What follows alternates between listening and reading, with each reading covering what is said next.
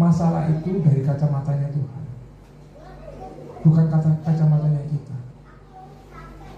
Yang seperti saya katakan tadi, ketika kita ada masalah, kadang-kadang itu menyakitkan. Ada teman ketika COVID kemarin, dia katakan, Pak Witomo, ini suaminya meninggal.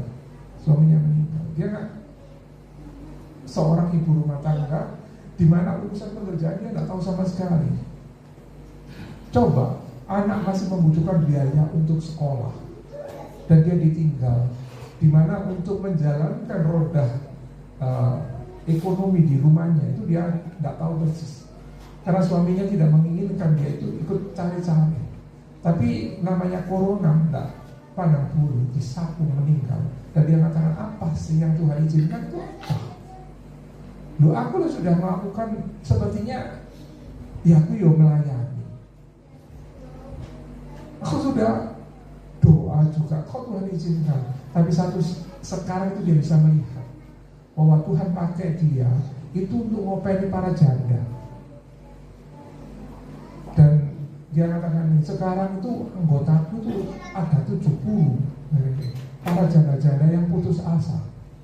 Nah ini di sini Bapak Ibu, bukan hanya ekonominya dia yang dipulihkan, dan dia bisa mengopeni anaknya sampai sekarang anaknya itu kuliahnya bisa selesai. Tapi satu perkara, hidupnya itu jadi berkat. Karena dia mengalami pengalaman yang hampir sama seperti mereka semuanya ini. Dan di sini loh kita bisa melihat bahwa rencana Tuhan itu baik. Memang kita awalnya nggak ngerti. Dan 3 hari yang lalu juga ada teman katakan gitu, suaminya meninggal. Waktu suaminya sakit itu dia telepon saya, Wit gimana, tolong doakan. Dan dia katakan apa? Setiap firman Tuhan yang dia dengar dari hamba Tuhan ini, hamba Tuhan dijalankan semua.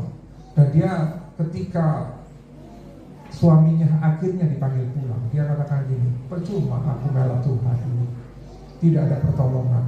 Saya cuma memberikan kekuatan buat dia, saya memberikan masukan firman Tuhan buat dia.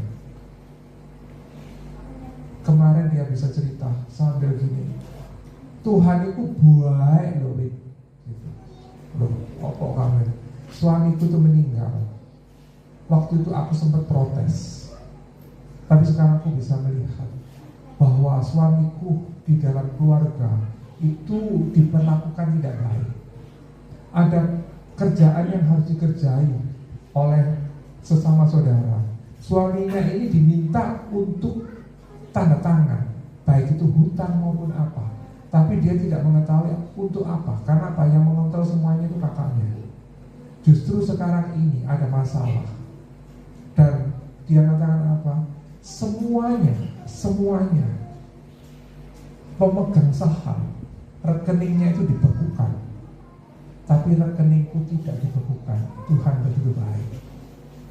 Saya cuma ngomong gini, coba suamimu Tuhan izinkan tuh hidup sampai sekarang.